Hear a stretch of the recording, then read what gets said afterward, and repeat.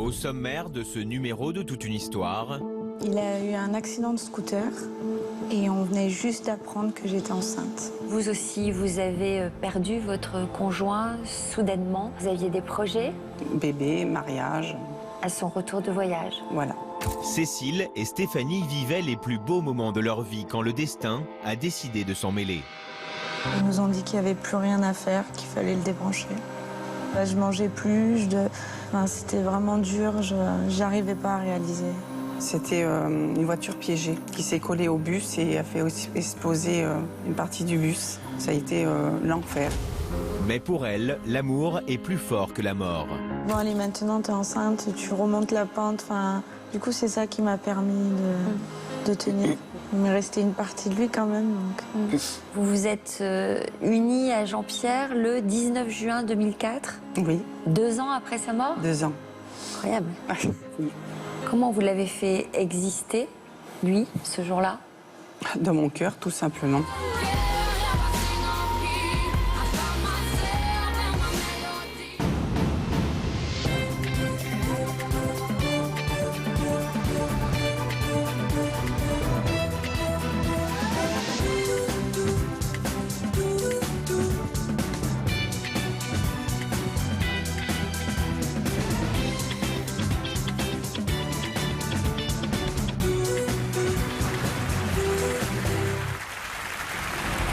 Bonjour à tous.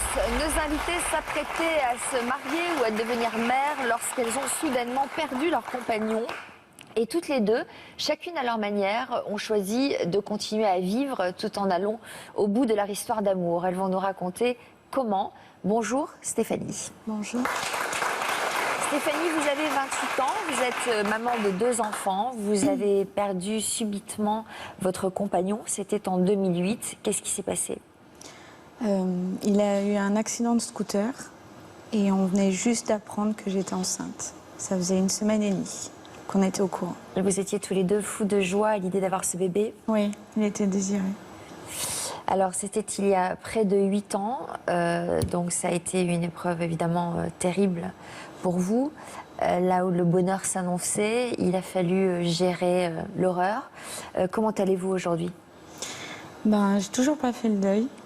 Et j'arrive pas, avec ma fille maintenant, c'est assez difficile.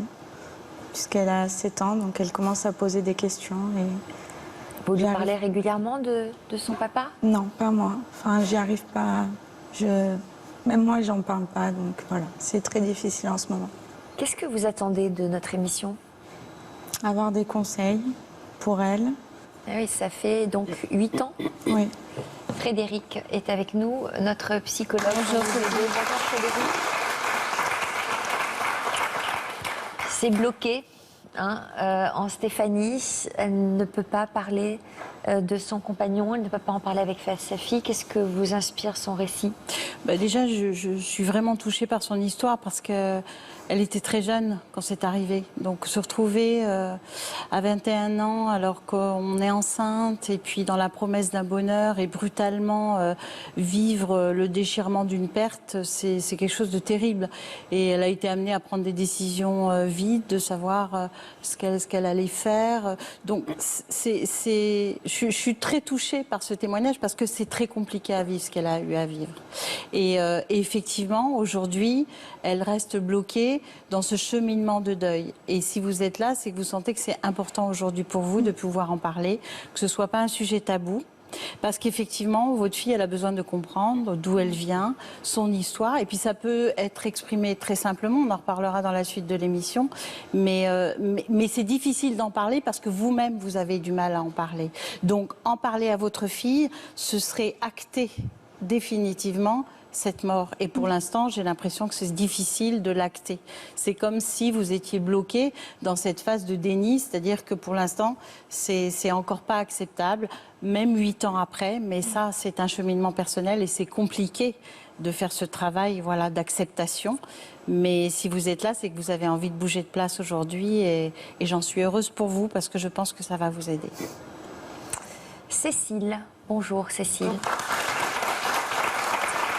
Alors, si vous êtes là aujourd'hui sur notre plateau, c'est que vous aussi, vous avez perdu votre conjoint soudainement, Jean-Pierre. C'était en mai 2002. Il a fait partie des 14 victimes de l'attentat de Karachi, au Pakistan. Pourquoi se trouvait-il au Pakistan? Il était en mission et il était technicien. Il formait les Pakistanais sous les sous-marins. D'accord. Donc, il était en train de... Il était en formation là-bas. En formation. Vous étiez en couple depuis longtemps, tous les deux? On a vécu 3 ans et demi ensemble. Vous aviez des projets? Bébé, mariage. À son retour de voyage. Voilà. Donc, vous apprenez cette terrible nouvelle. Vous étiez où déjà lorsque vous avez appris cette nouvelle? Son décès chez moi. C'était ma première journée de congé et devant ma baie vitrée, j'ai vu passer 2 personnes habillées assez sombrement. Et, vous les connaissiez? Un des 2, oui, qui était le collègue, un supérieur de Jean-Pierre. Et le deuxième était le directeur de son travail. Et quand ils ont sonné à la porte, j'ai ouvert et j'ai reconnu Gérard, dont le directeur a pris la parole en disant qu'il était décédé. Voilà. Alors, très rapidement, après sa disparition, vous avez pris une décision. Laquelle? Mariage à titre posthume. Parce que c'était un projet tous les deux, et ils devaient rentrer de mission et on devait se marier au mois de juin. Et j'ai souhaité continuer ce projet malgré la mort. Ça représentait quoi pour vous, cette démarche? Notre amour, mon engagement. Ça a été difficile à entreprendre, ces démarches? Oui, long, difficile. Il fallait que je fasse un courrier au président de la République, qui était M. Chirac. Des attestations du côté de Jean-Pierre pour prouver bien qu'on devait se marier. Et des professeurs qui nous suivaient pour une FIV, du notaire, toutes les personnes qui avaient côtoyé Jean-Pierre en prouvant bien qu'on devait se marier. Frédéric, une réaction sur cette démarche de mariage à titre posthume? C'est une démarche rare, mais souvent elle est le signe d'un amour très fort et d'un engagement qu'ils allaient prendre. Et c'est une manière aussi parfois de survivre à l'immense peine qu'on peut éprouver dans une situation pareille, avec la brutalité du deuil, et aussi l'idée d'aller jusqu'au bout d'une démarche. Ça peut être aussi un soulagement d'aller jusqu'au bout de cet accomplissement, même si c'est une démarche qui est forte, déjà qui est pas évidente, parce qu'il faut un décret présidentiel et ça prend du temps, mais c'est une manière d'aller jusqu'au bout d'une démarche, d'aller jusqu'au bout de cet amour et de s'aider soi-même dans ce deuil. Chacun le fait à sa manière. Ça peut être pour certaines personnes une manière de survivre à la perte. Alors, Cécile, on va découvrir un aperçu de la vie que vous meniez avec Jean-Pierre à travers ce roman photo monté par la rédaction. Cécile et Jean-Pierre ont respectivement 28 et 30 ans lorsqu'ils se rencontrent grâce à un couple d'amis en août 1999. Jean-Pierre est technicien à la direction des constructions navales et Cécile agent hospitalier. Le jeune homme, qui adore son métier, doit régulièrement se rendre à l'étranger pour y former des mécaniciens. Le couple aime les enfants. Proches de leur neveu, Cécile et Jean-Pierre espèrent fonder rapidement une famille. Tout semble réuni pour que leur vie ressemble à leurs rêves. Vous avez connu Jean-Pierre en 1990. Comment vous vous êtes rencontrés tous les deux? Par le biais d'une amie qui m'a présenté à lui. Et c'était une évidence, tous les deux, tout simplement. Il vous a plu tout de suite? Oui. Il était rigolo, agréable, un beau sourire, joyeux. Il avait énormément de qualité. Donc j'imagine que l'histoire s'est emballée, vous vous êtes installés assez rapidement. Ensemble, on a construit notre maison. Après, le projet bébé, le projet mariage. Le projet bébé était un petit peu plus long parce que j'ai des problèmes pour avoir des enfants. Et en voyant que ça tardait dans le temps, on a plutôt préféré de mettre en place le mariage que les bébés, en sachant que c'était un peu long. Comment ça s'est passé la demande en mariage? Qui a demandé l'autre en mariage? C'est moi. C'est moi parce que je sentais que Jean-Pierre souhaitait me demander la main, mais j'ai préféré que ça soit moi pour que ça soit plus important et plus marquant. C'était un soir à un restaurant, voilà, sa deuxième mission au Pakistan. Et j'avais tout préparé et je lui ai demandé sa main un soir au restaurant. Comment vous lui avez demandé sa main? S'il voulait m'épouser, il s'est mis à pleurer. Il ne me répondait pas. Alors je me suis dit, ça y est, c'est que tu veux pas? Si. Je veux bien, il était très très ému. Il a pleuré 2 fois. Alors, vous êtes venu aujourd'hui accompagné d'un ami de Jean-Pierre. C'est lui qui était désigné comme témoin le jour de votre mariage et il a souhaité vous accompagner aujourd'hui. Il s'agit de Franck.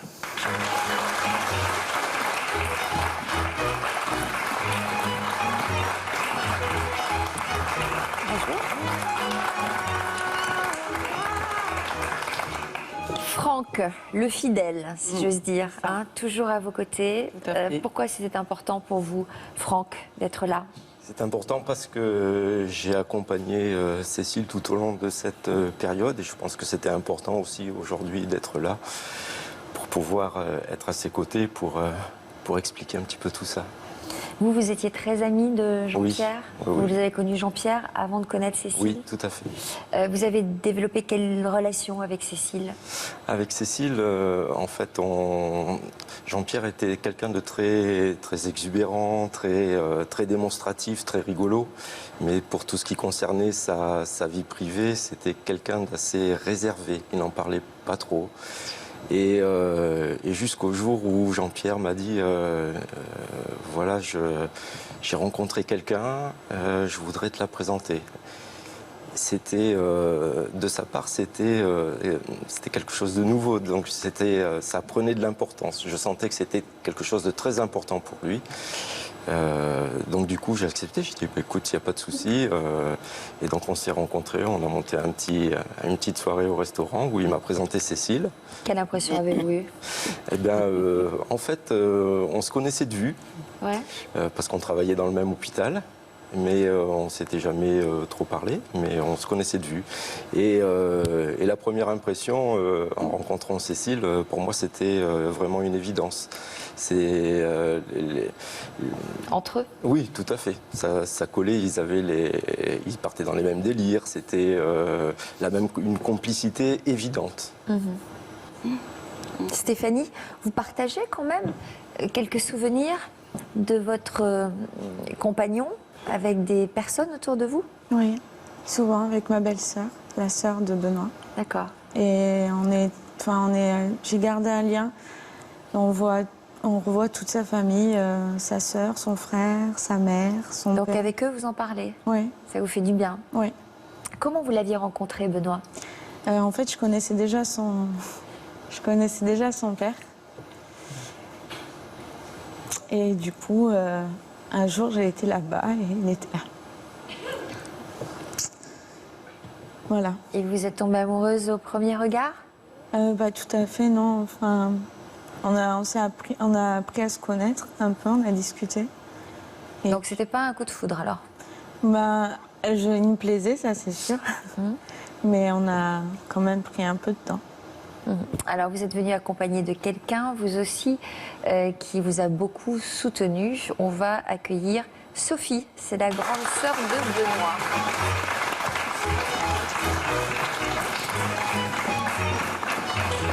Bonjour.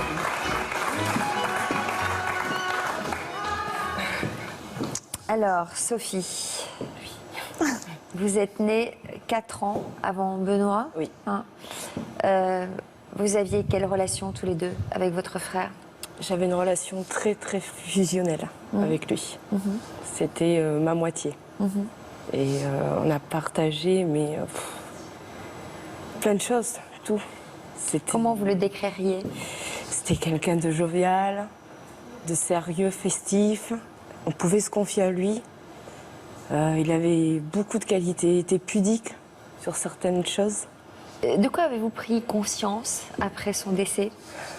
Qui tenait à moi, mais d'une certaine façon que je n'imaginais pas. J'étais vraiment pour lui presque une maman. Sa maman, c'était sa meilleure amie, sa confidente. Et comment vous l'avez su, ça? Ça, je l'ai su après les funérailles.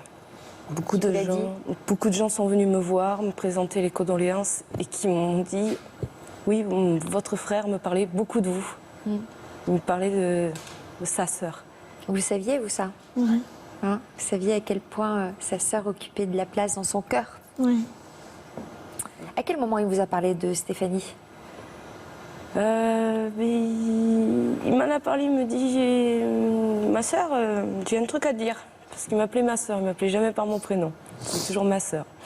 Il me dit « J'ai une copine. » Et moi j'ai fait « Ah ouais ?» Elle s'appelle comment? Il m'a dit « Stéphanie. » J'ai dit « Ah ouais, ça fait combien de temps que ça dure ?»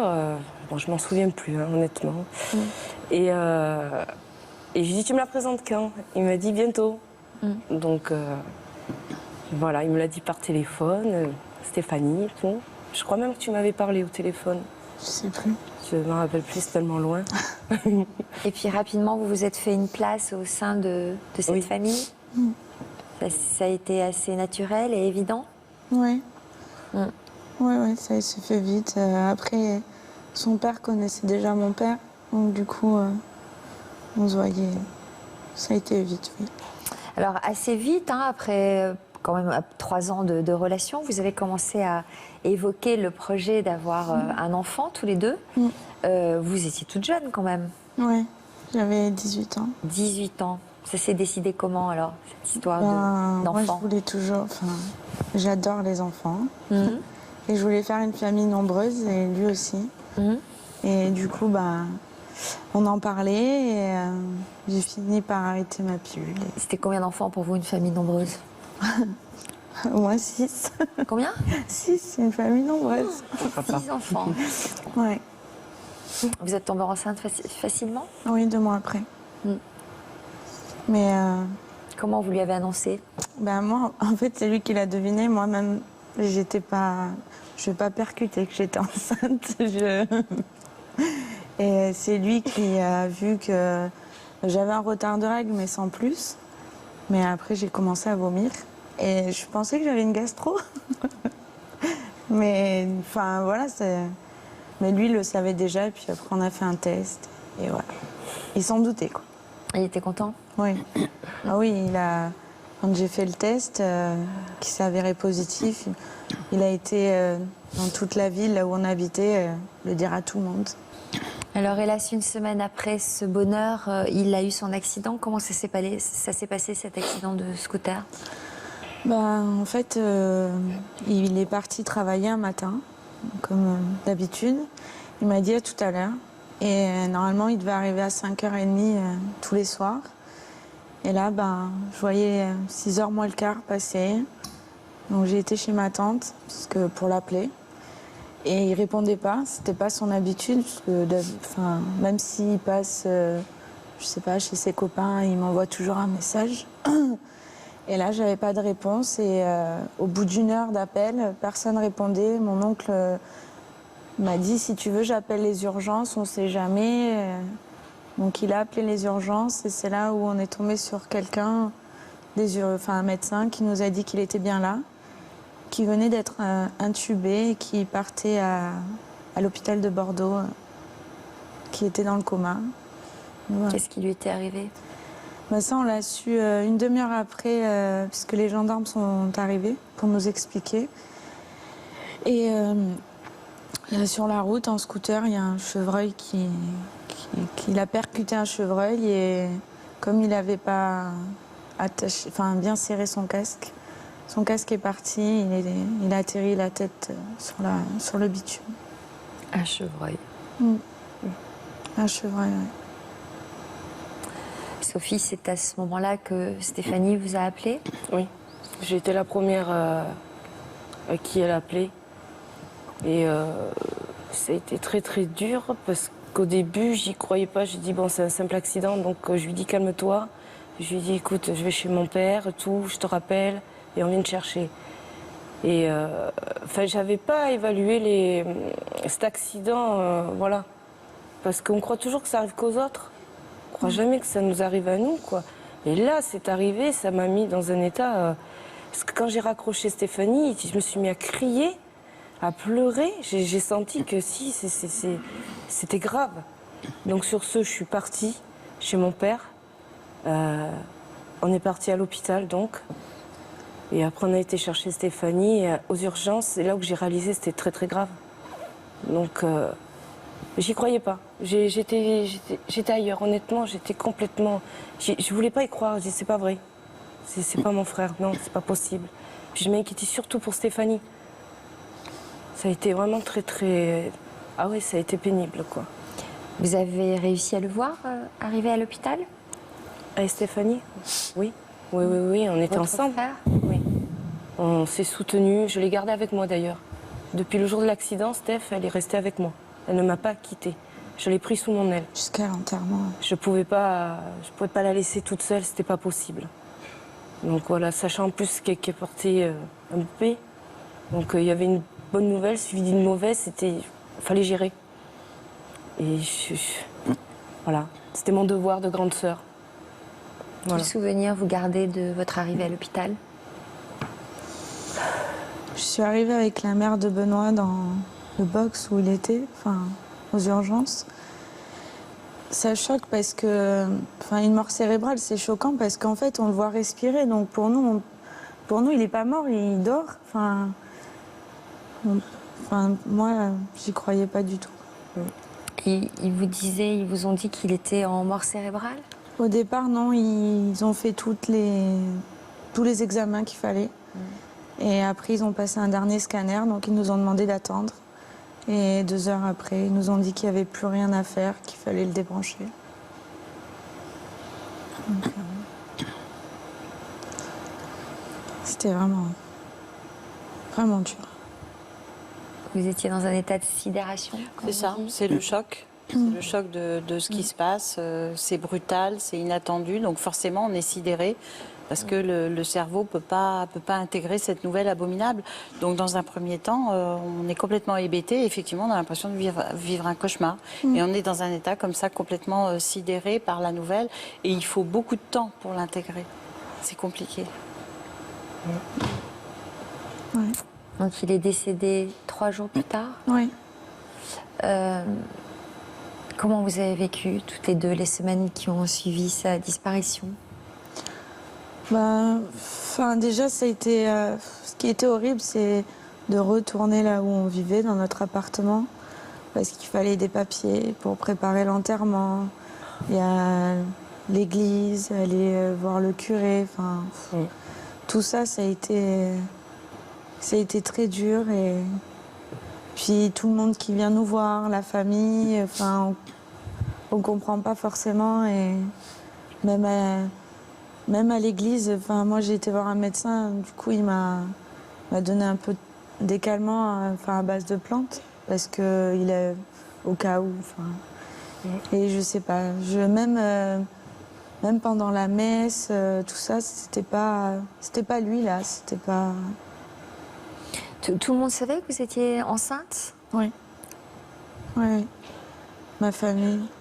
Oui. Est-ce que vous vous êtes posé des questions sur l'arrivée de ce bébé? Est-ce que vous avez remis en question le fait d'être enceinte? Non, pas du tout. Après, dans mon entourage, oui, il y en a qui se sont inquiétés, qui m'ont dit non, mais tu peux avorter, tu seras toute seule, c'est dur. Et voilà, ouais. Moi, je l'avais très mal pris, ça. Comment? Je l'avais très mal pris, moi, ça, qu'on lui ait dit ça. Ouais. C'était son choix, c'est elle qui devait décider. Donc, moi, je me suis dit que il me restait une partie de lui quand même. Donc. Puis je pense que ça m'a aidée parce que du coup, c'est moi qui me suis dit, bon allez, maintenant t'es enceinte, tu remontes la pente, voilà, t'es pas toute seule. Et du coup, c'est ça qui m'a permis de tenir. oui. Ces premières semaines, donc dans cet état de sidération, comment vous les avez vécues? Vous étiez très entourée, vous êtes fait aider par un psychologue? Non, on était entourés de la famille. Donc c'est sûrement, il y a eu des hauts, des bas. Et comment vous vous souteniez les uns les autres? Mon père m'a repris sous son aile. Il a eu peur. Donc il a été là jusqu'au bout, même quand la petite est née. Il m'a soutenue beaucoup parce que je mangeais plus. Quand la nuit je me réveillais, je me demandais où j'étais, si j'étais encore chez moi. Enfin, c'était vraiment dur, j'arrivais pas à réaliser. Oui, c'était dur. Mais la famille, oui. Ils ont tous été là, ils étaient tous soudés. Donc, votre accouchement a dû être difficile. Vous avez dû accoucher seule. Vous étiez seule ou comment ça s'est passé? Déjà, j'ai été seule parce que j'ai eu une césarienne. Donc forcément, il n'y avait personne. Et quand je suis remontée dans ma chambre, il y avait mes parents, ma mère était là. Mais c'est après, en fait, j'ai craqué.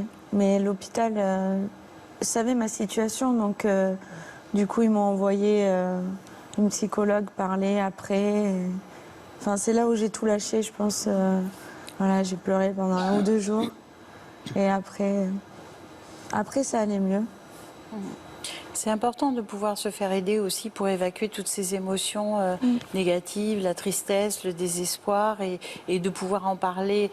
Alors les proches, c'est vrai que c'est important parce qu'ils vous ont porté et que dans un premier temps, on peut vraiment avoir des idées suicidaires parce qu'on n'a qu'une envie, c'est de rejoindre la personne qu'on aime et c'est la seule chose qui nous importe. Donc à un moment, on est plus du côté de la mort. Et c'est vrai que Stéphanie, en portant la vie, ça a dû l'aider aussi à faire attention à elle. Elle avait besoin de cet entourage aussi pour prendre soin d'elle. Mais un entourage extérieur, c'est-à-dire qu'un étayage avec des psychologues permet d'évacuer des émotions qu'on ne peut pas forcément partager avec l'entourage proche, parce que parfois il y a des choses qui sont un peu maladroites, qui sont dites et qui ne sont pas forcément aidantes. Donc il faut aussi se donner le droit à toutes ces émotions parce qu'elles sont pas normales, elles sont normales. Je veux dire, c'est pas parce qu'on est dans un état de déprime ou de dépression, c'est parce que le chagrin, c'est pas une maladie, c'est normal. Je veux dire, quand on perd quelqu'un, il faut pouvoir l'exprimer, ce chagrin. Il ne faut pas s'abîmer dedans, mais il faut pouvoir l'exprimer. C'est une étape importante. Donc si on n'a pas ça pour l'évacuer, à un moment donné, ça nous saute à la figure. Et donc c'est important de pouvoir en parler. Et les premiers mois seuls avec votre enfant, vous en gardez quel souvenir? J'étais chez mon père et du coup il m'a toujours épaulée. La nuit, quand ma fille voulait son biberon, c'est lui qui se levait pour la garder, enfin la porter le temps que je fasse chauffer son biberon. Enfin, il a toujours été là, toujours. Il n'y a pas eu de problème de lien affectif avec l'enfant? Non. Non. Non, parce jamais. que ça aurait pu se produire aussi. Ce qui peut se produire, c'est que comme on vit un deuil, on a peur de s'attacher parce qu'on a peur de perdre. Donc tout lien devient, et puis surtout un nouveau lien comme avec un enfant, effectivement, il peut y avoir dans un premier temps une peur de perdre l'enfant. Du coup, on va garder cette distance et pas forcément créer le lien. Et puis une fois que l'enfant est né, il y a quelque chose qui se noue et qui a été sûrement, même si c'était difficile, qui était bénéfique pour Stéphanie aussi. Elle y ressemble à son papa? Ouais, la des deux. Ah oui. Oui, elle ressemble à sa tante aussi. Cécile, vous étiez avec Jean-Pierre depuis près de 3 ans et demi lorsqu'il est parti pour son 3e voyage au Pakistan. Donc vous disiez tout à l'heure que vous avez appris qu'il était blessé en voyant traverser 2 personnes habillées en sombre dans votre jardin. Vous avez dû tout de suite comprendre qu'il se passait quelque chose de grave? Tout à fait. De savoir qu'il était blessé loin de moi, ça a été très difficile. Quand ils m'ont annoncé ce drame, j'ai directement en état de choc. Je ne pouvais plus marcher, je tremblais de partout, je n'arrivais vraiment pas à me calmer. Et après son décès, ça a été l'enfer, le désespoir, ce que vous dites, le désespoir, pas du tout à gérer. Et essayer vraiment de le rejoindre, le seul objectif c'est de mourir. Mais des choses ingérables. On ne peut pas gérer l'émotion. Vous avez eu des détails sur ce qui lui était arrivé? Alors, pas du tout, mais j'ai pas trop souhaité parce que pour me protéger, ça servait à rien aussi de savoir où il se trouvait dans le bus. C'était quoi, une bombe dans un autobus, c'est ça? C'était une voiture piégée qui s'est collée au bus et a fait aussi exploser une partie du bus. Voilà. Donc, ça fait 14 personnes décédées, dont 12 personnes blessées dans le bus. Comment vous avez géré les semaines qui ont suivi? Oh ben, je ne les ai pas du tout gérées. Hein. On a géré pour moi. Hein. C'est-à-dire vous étiez complètement anéanti? Morte. Mais je dis que c'est dur ce que je vais dire, mais le 8 mai 2002, je suis morte en même temps que lui. Alors son corps a été rapatrié au bout d'une semaine. Comment vous l'avez vécu cette semaine d'attente? Très très long, oui, très très long. Hospitalisé aux urgences le jour même, au centre psy le lendemain, parce que je pense qu'il ne savait pas trop où me mettre aussi.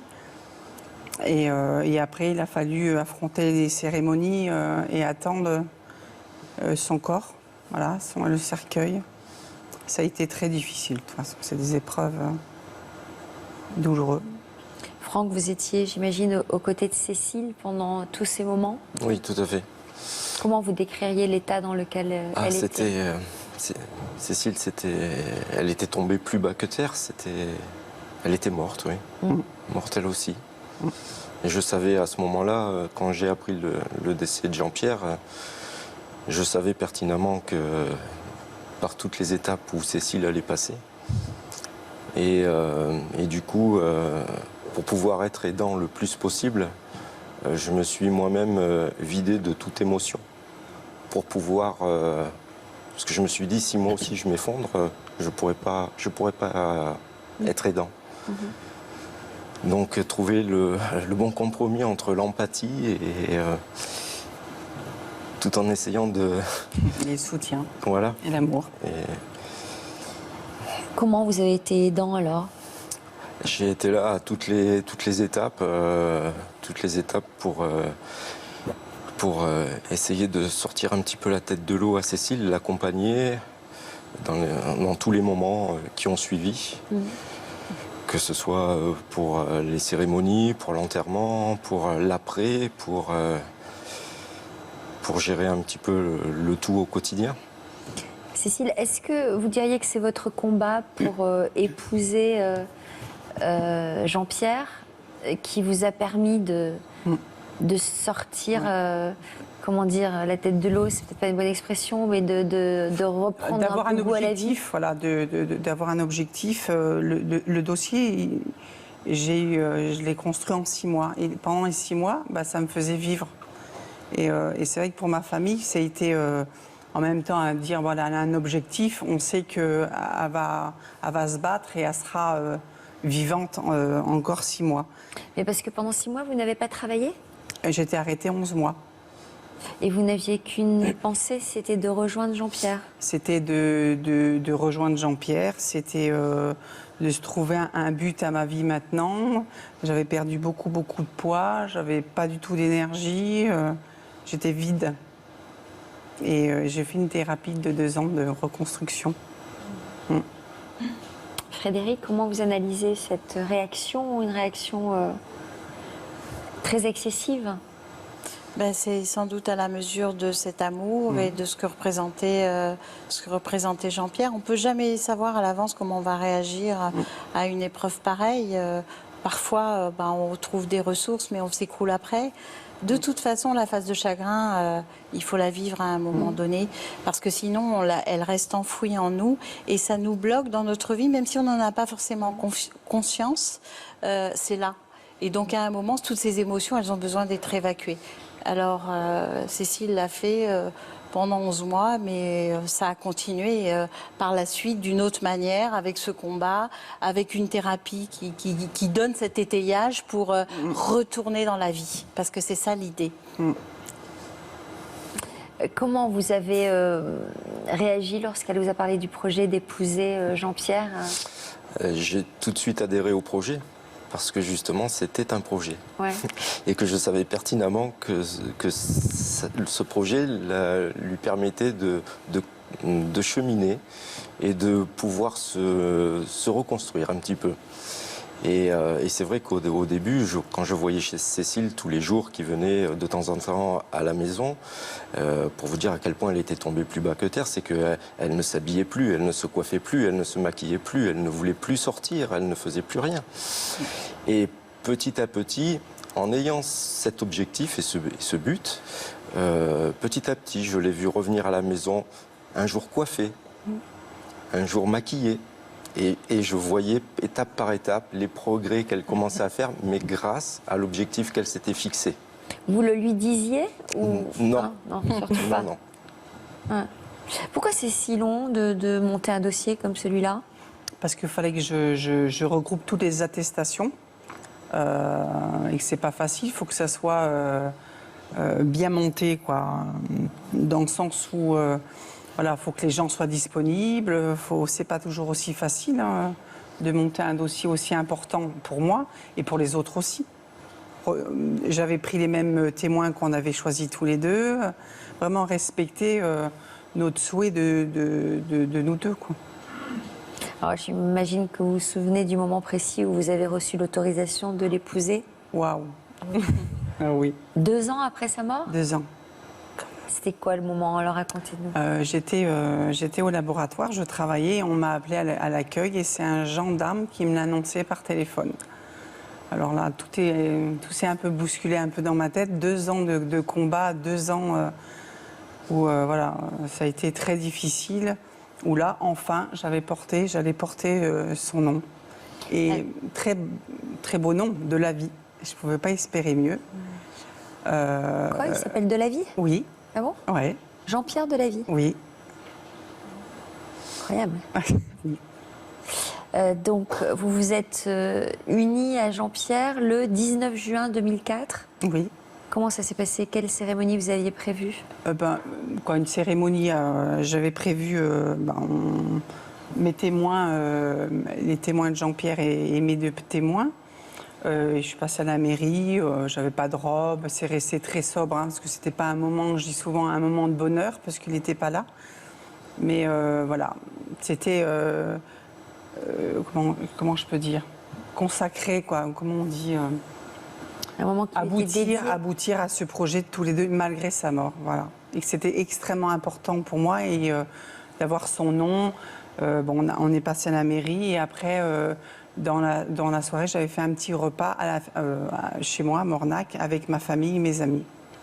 Pas de photos, pas de cadeaux, pas de fleurs. Comment vous l'avez fait exister, lui, ce jour-là? Dans mon cœur, tout simplement. Et tous, je pense.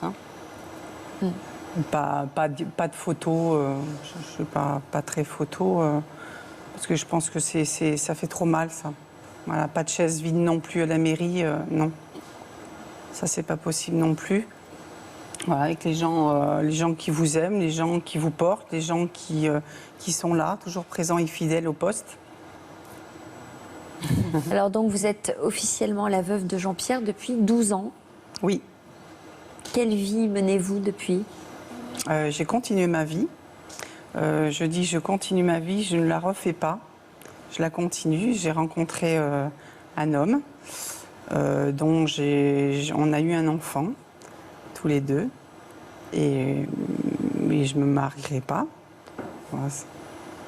Je suis très claire. Il n'y a rien de... On n'a pas besoin de se marier pour être heureux ou pour être reconnu dans la société. Et s'il a envie de se marier avec vous, cet homme-là? Je pense pas. J'ai été claire dès le départ. Voilà. La seule chose que je pouvais pas lui offrir, c'était de porter son nom.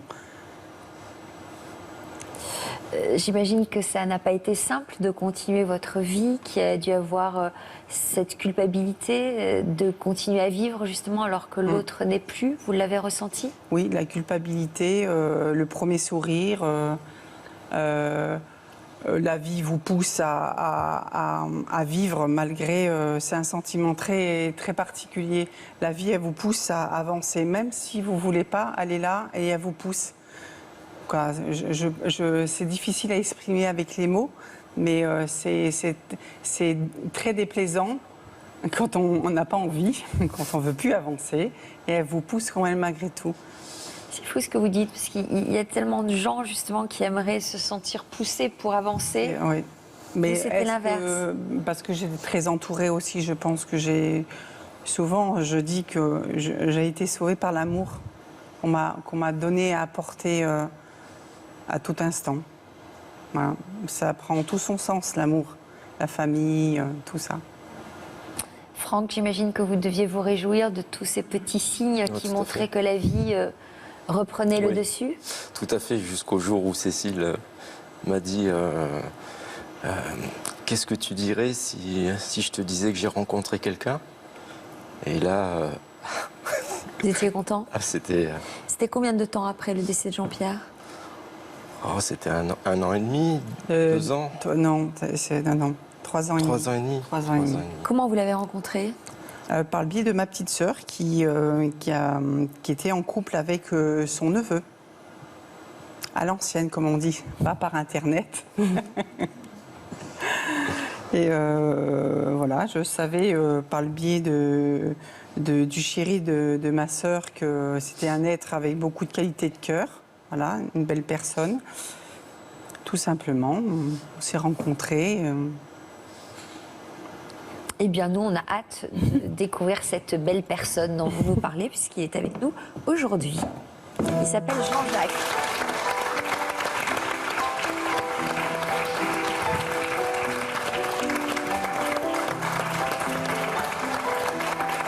Jean-Jacques a choisi le chemin le plus long pour nous rejoindre. Bonjour.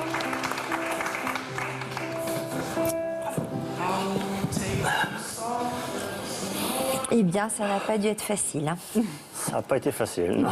Ça ne doit pas l'être tous les jours non plus. Bah, c'est vrai que quand on rencontre quelqu'un qui nous plaît et qui nous raconte l'histoire qu'elle a vécue, forcément, on prend un peu de recul, on dit « Ouh là là, où c'est qu'on met les pieds ?» Donc, c'était pas évident. Donc, vous l'avez rencontré en août? Oui, c'était en août. Enfin, on est sortis ensemble le 14 août 2006. Je ne me trompe pas. Et donc, on s'est rencontrés au restaurant. Mon neveu a dit j'ai quelqu'un à te présenter. Sa sœur a dit voilà. Et ils ont fait un repas. On s'est rencontrés ce soir-là au restaurant. Et puis, ça a bien passé. On a bien ri. Et après, mon neveu et sa sœur se sont éclipsés. Et nous, on a continué la soirée dans un pub. On a beaucoup parlé, quoi.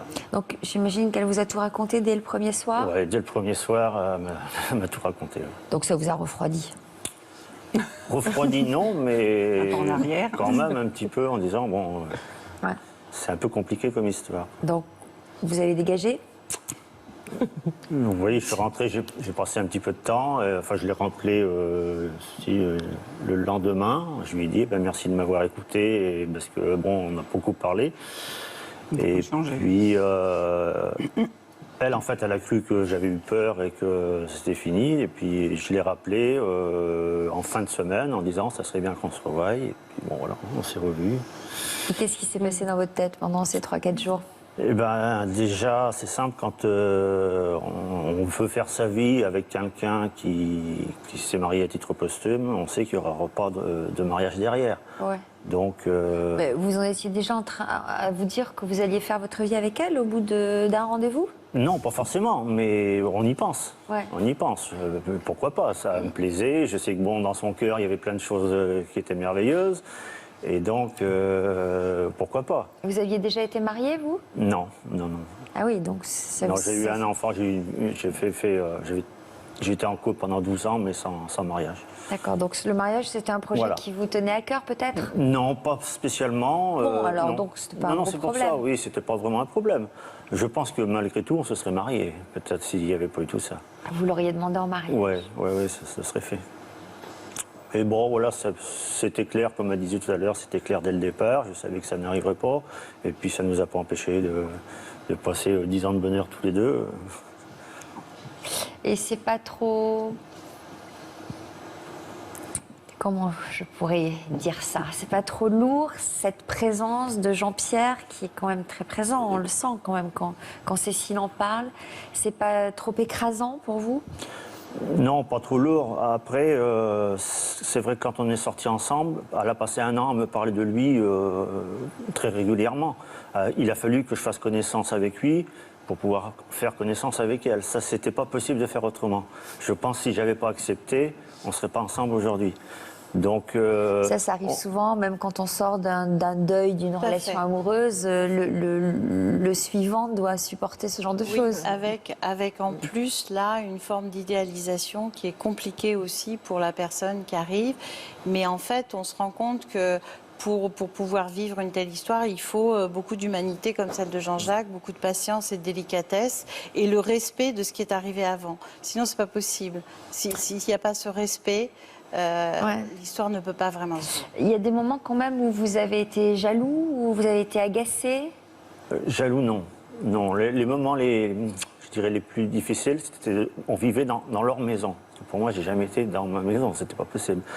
Donc, chaque objet que je touchais, au début, la première fois, je savais pas où me mettre dans la maison. Je n'osais rien toucher. C'était un peu compliqué, quoi. Et après, bon, on a vécu un petit peu dans cette maison et j'allais au tas de bois chercher du bois pour mettre. C'est lui qui avait fait la pile de bois. À chaque fois que je touchais le bois, je savais que c'est lui qui l'avait fait. Ça veut dire qu'il y a un moment où vous avez dit stop. Il y a un moment où vous êtes imposé. Une fois qu'on était parti de la maison, oui.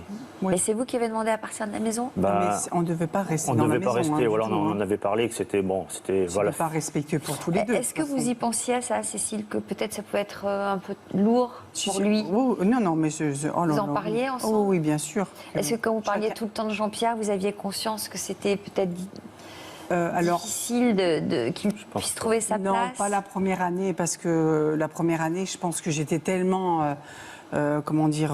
assoiffée de lui expliquer qui j'étais à travers mon histoire. Et je ne pensais pas de pouvoir te faire du mal et j'aurais su, je ne l'aurais pas fait.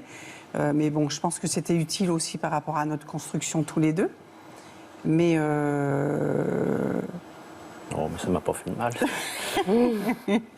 Je sais non, bien. après, voilà, si les choses se mettent en place petit à petit, il y a des moments... Non, mais ce qui est difficile dans ce genre de situation, c'est que parfois on doit se demander est-ce qu'elle fait l'amour avec moi ou avec Jean-Pierre? Vous avez dû vous les poser, ces questions-là? Franchement, non.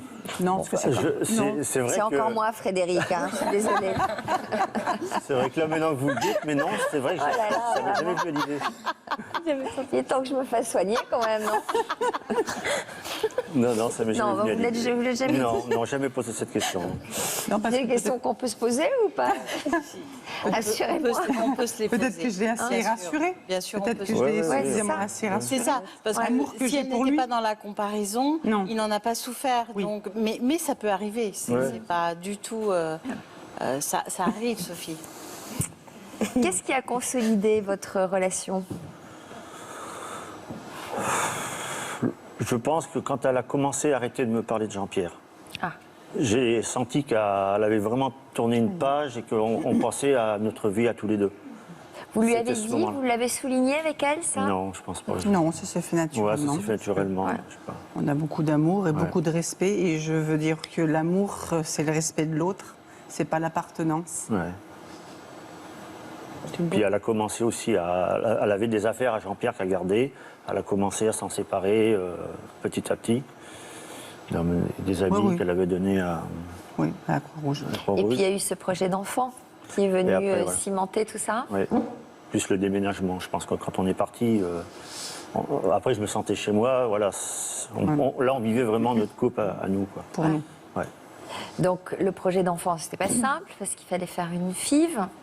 Enfin, j'imagine qu'il y en a eu. Deux inséminations, 7 FIV, un don d'ovocytes. Voilà, donc c'était Bon un parcours aussi. long parcours, donc là encore qui suppose beaucoup d'amour. Oui.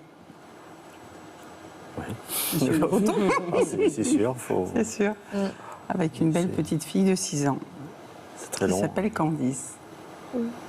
Et qui a connaissance de votre histoire, Non. Jean-Pierre, vous lui Non. en avez Non, pas parlé? Le fait que je passe à l'écran, j'ai écrit aussi un livre, et le fait de passer à l'écran, j'ai voulu un petit peu l'informer. Et je lui ai dit, voilà, tu sais que papa, avant il avait une chérie et maman aussi. Tu sais comment il s'appelait? Je ne sais plus, mais il s'appelait Jean-Pierre. Et je lui ai dit, Jean-Pierre, il est décédé, il est mort. Ah bon.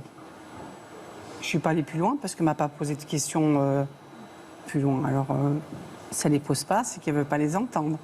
Et c'était... mais c'est pas mon histoire, non, elle est trop petite. Frédéric? Elle sera plus tard. Et puis c'est votre histoire de femme.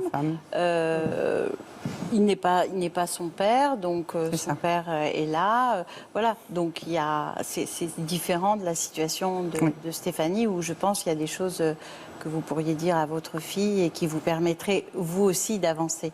Parce que ça vous aiderait à avancer toutes les deux. J'imagine qu'il y a plusieurs manières d'aimer. Vous diriez, parce que vous avez la chance d'enchaîner, vous avez eu beaucoup de chance d'enchaîner deux très belles histoires d'amour, et ça doit être quand même des amours différents. Comment vous les qualifiez, ces amours-là?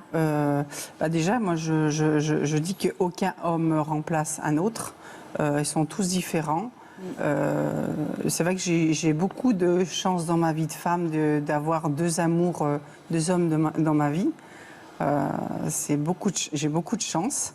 Et je pense que ce qui est très important aussi, c'est de prendre conscience de ça, de tout ça. Et je le vis pleinement. Voilà, monsieur. De prendre conscience de la chance que vous avez. Oui. Oui.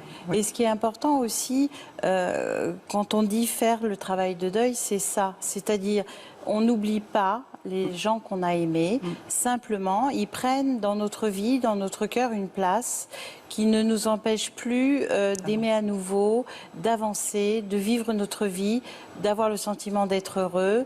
Et vous le disiez d'une très belle manière, c'est vrai que la vie nous pousse, même si on n'en a pas envie. Elle est grande et elle nous offre la possibilité justement de retourner dans la vie et d'aimer à nouveau. Donc c'est important ce cheminement, parce que il est nécessaire justement pour retourner dans la vie, et on a le droit. C'est important de s'autoriser aussi à continuer à vivre, parce que je suis convaincue que tous les gens qu'on a aimés ne voudraient pas qu'on s'abîme dans le chagrin et qu'on reste dans le deuil et la souffrance surtout du deuil à vie. Qu'est-ce que vous en pensez, Stéphanie, de ça?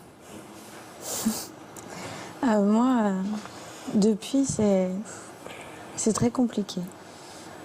Parce que j'y arrive pas. Avec d'autres hommes, j'ai essayé, mais je cherche toujours quelque chose de Benoît. Et puis c'est trop compliqué. Enfin, j'ai pas envie de parler avec eux de ça, même s'ils sont au courant, parce que en plus maintenant, si c'est pas moi qui le dis, c'est ma fille qui aborde le sujet. Mais quand vous entendez Cécile dire qu'elle a parlé à Jean-Jacques pendant 1 an de Jean-Pierre, si c'était ça la solution finalement, de libérer votre parole? Oui, je sais, hein. J'en parle pas, je suis très renfermée sur ça. Il n'y a rien de honteux à en parler, et quelqu'un qui vous aime, il doit être capable d'entendre. Oui. Alors vous dites que vous avez essayé, ça veut dire que vous avez eu plusieurs relations? Oui, j'ai une autre petite fille, mais ça n'a pas duré. Enfin, ça a duré 4 ans, mais... C'est beaucoup, 4 ans déjà. C'est terminé, oui. Qui a mis un terme à cette relation? Moi. Comme si vous vous interdisiez d'être heureuse, finalement, peut-être. Oui, puis il y en a encore une, là, il n'y a pas très longtemps, mais même lui, il n'arrivait pas à faire sa place lui-même, parce qu'en fait, je suis dans une bulle avec mes filles, et c'est sans le faire exprès, hein, mais... Quoi qu'il disait, quoi qu'il fasse, même de bien, hein, je l'écoutais pas, je prenais toujours la défense de mes filles. Enfin, je suis vraiment dans une bulle, en fait. Je me suis fait... Comment vous l'avez vécu, vous, Sophie, tout ça? Comment vous avez regardé ces relations vues de l'extérieur? Comment vous avez analysé? Je me reconnais un peu comme dans ce qu'elle dit, parce que moi, c'est un frère que je recherche chez un homme. Ça, je m'en suis rendu compte il n'y a pas longtemps. Il faut que j'arrête avec ça, parce que bon, j'y arrive pas moi non plus à faire mon deuil de mon frère. C'était tellement fusionnel, c'était ma moitié. j'ai perdu l'amour de ma vie. C'était mon pilier. Et un peu comme elle. Sauf que moi, j'arrive quand même à en parler plus ou moins. Et malgré ça, il y a quelque chose qui fait que je sais pas, j'arrive pas. Alors peut-être profiter de votre présence sur notre plateau pour poser des questions à Frédéric et pour qu'elle vous aide à avancer. Je pense, si je puis me permettre, que la première étape, ce serait d'en parler à votre fille. Oui. Parce qu'en parler à votre fille, ce serait acter le fait que ça a eu lieu, c'est arrivé, et que toutes les deux, vous allez devoir faire avec cette réalité. Et en parler à votre fille, vous avez raconté l'histoire tout à l'heure, qui est une belle histoire, qui est celle d'un amour, et votre fille, c'est le fruit de cet amour, donc c'est important. Vous pouvez lui raconter une histoire, son histoire, à partir de photos, à partir, voilà, de prendre ce moment avec elle pour lui expliquer comment elle est arrivée à vos côtés, le fait que son père était très content quand il a appris que vous étiez enceinte, qu'il se réjouissait et que même s'il n'est pas là et s'il n'a pas pu voir sa naissance, qu'il se réjouissait qu'elle arrive. Et c'est important que vous en parliez avec elle et que d'autres personnes lui en parlent, la famille, des amis de son père, pour qu'elle se forme une image personnelle de son père. Même si elle ne l'a pas connu, à partir de ce que vous allez lui raconter de lui, et elle en a besoin pour se créer cette image, et vous pouvez aussi, c'est pour ça que c'est important d'en parler avec elle, de ne pas en faire un sujet tabou, c'est de pointer chez elle des qualités que vous retrouvez, qui sont l'héritage de son père, et que vous retrouvez chez elle, pour que cette filiation, elle l'ait malgré tout, et qu'elle l'ait de vous aussi.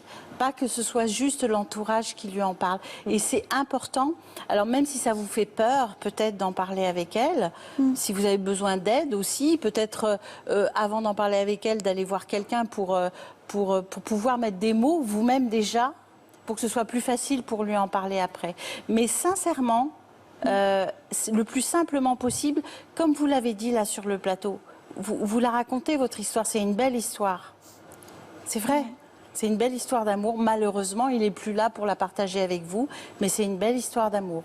Et comment vous analysez le fait qu'elle ne parvienne pas à faire une place à d'autres hommes? Parce que pour l'instant, elle n'a pas encore accepté la mort de Benoît. Donc du coup, même si elle tente d'aller chercher de l'amour auprès d'autres hommes, elle fuit sa souffrance. Du coup, elle peut pas trouver d'aide vraiment auprès de ces hommes parce qu'elle cherche quelque chose qu'elle ne pourra plus trouver. Donc, tant qu'elle est dans la fuite de sa souffrance, effectivement, elle ne pourra pas trouver de réconfort auprès d'un homme. En fait, voilà, c'est de pas franchir l'étape d'accueillir votre souffrance et puis de vous donner le droit d'en parler. Mais en parler, c'est effectivement acter qu'il est vraiment plus là. Et ça, c'est peut-être encore compliqué pour vous, mais de dire si vous êtes là, c'est que vous avez besoin d'avancer. Sinon, vous ne seriez pas venu. Est-ce que, comme Cécile, vous sentez que la vie est plus forte et vous pousse? Oui, c'est sûr. Je ne peux pas rester comme ça. Qu'est-ce que vous lui diriez, Cécile? C'est difficile parce que chaque histoire est différente.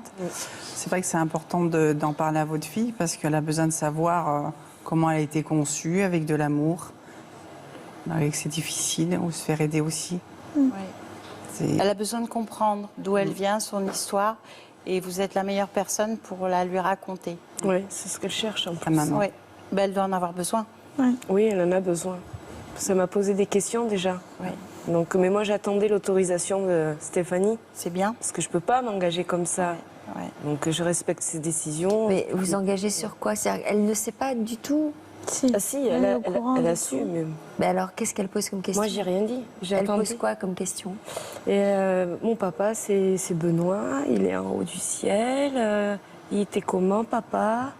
Alors, à ce moment-là, maintenant que je sais qu'elle le sait, la petite, je lui montre des photos et je lui parle surtout. Je lui dis, tu devrais essayer de parler avec maman. Essaye de voir avec maman. Elle a des photos, maman aussi. Elle peut t'en parler. Je lui dis, après, si maman, elle ne peut pas t'en parler, tu viens voir Tati. Et c'est important aussi que d'autres personnes, qu'effectivement, que vous, Stéphanie, puissiez lui parler de son père, des amis de son père. C'est aussi important. Lui dire qu'aussi, il y a un lieu où elle peut se recueillir si elle a envie. s'il y a une sépulture. Puis même pour qu'elle puisse grandir, qu'elle se construire, c'est Oui. important pour elle. Et ça doit être douloureux pour elle de sentir que sa maman est bloquée là-dessus. Elle le dit, il y a des fois, elle pose une question et puis elle dit tout haut, ah non, mais il faut pas en parler parce que sinon maman, ça va la rendre malheureuse, elle va pleurer. C'est ça, elle me l'a déjà dit ça. Et en fait, votre fille, elle vous invite à faire ce travail. Elle vous pousse. Vos enfants, ils sont formidables parce qu'ils sont là pour justement appuyer là où il faut et dire, voilà, il y a quelque chose où il faut avancer là. Et en fait, Stéphanie, je pense qu'au contraire, parler de Benoît, ça va être joyeux pour vous. Ça va vous faire du bien d'en parler avec elle, d'évoquer qui il était, d'évoquer son caractère, de dire à votre fille en quoi elle lui ressemble. Oui, de dire ce que vous aimiez aussi et ce qui pouvait vous agacer chez lui. Quelque part, de lui donner une image vivante de son père. Voilà, parce qu'on peut faire exister les gens qu'on a aimés en parlant, et elle a besoin d'entendre ça de votre bouche aussi. Bon, on va laisser tout ça cheminer. Ouais. Vous avez bien fait, je crois, en tout cas, de venir nous voir. Merci à tous pour ces témoignages. Merci à Frédéric. Merci à vous pour votre fidélité. N'oubliez pas notre rubrique dans Version Fémina chaque fin de semaine. On se retrouve tout de suite dans l'Histoire continue avec deux chanteurs, Hugo et Hélène. Leur point commun, c'est qu'ils ont tous les deux commencé dans le métro. À tout de suite. Merci. Merci. Une photo, une date, c'était n'y pas croire. C'était pourtant hier, mentir est ma mémoire. Et c'est vis. Dans l'Histoire continue cet après-midi, Hugo et Hélène ont longtemps chanté dans les couloirs du métro parisien. Le but, c'était de pouvoir faire découvrir ma musique et de me faire des contacts, puisque je connaissais personne dans le milieu de la musique. Pour moi, c'était vraiment la plus belle des écoles. Que vous avez été repérée? Oui, entre autres par Asto. Et puis après, par la suite, ça a donné lieu à une histoire d'amour. Aujourd'hui, c'est grâce à leurs heures passées dans les souterrains qu'ils fourmillent de projets. Pour le moment, il n'y a encore rien de signé, mais on est en discussion. Là, d'intégrer une troupe, c'est un rêve qui se concrétise, bien sûr. Et là où je veux arriver, c'est au moins au niveau du soleil. Et puis, si ça va pas, je redescendrai aux étoiles, c'est pas grave. À tout à l'heure sur le plateau de l'Histoire continue.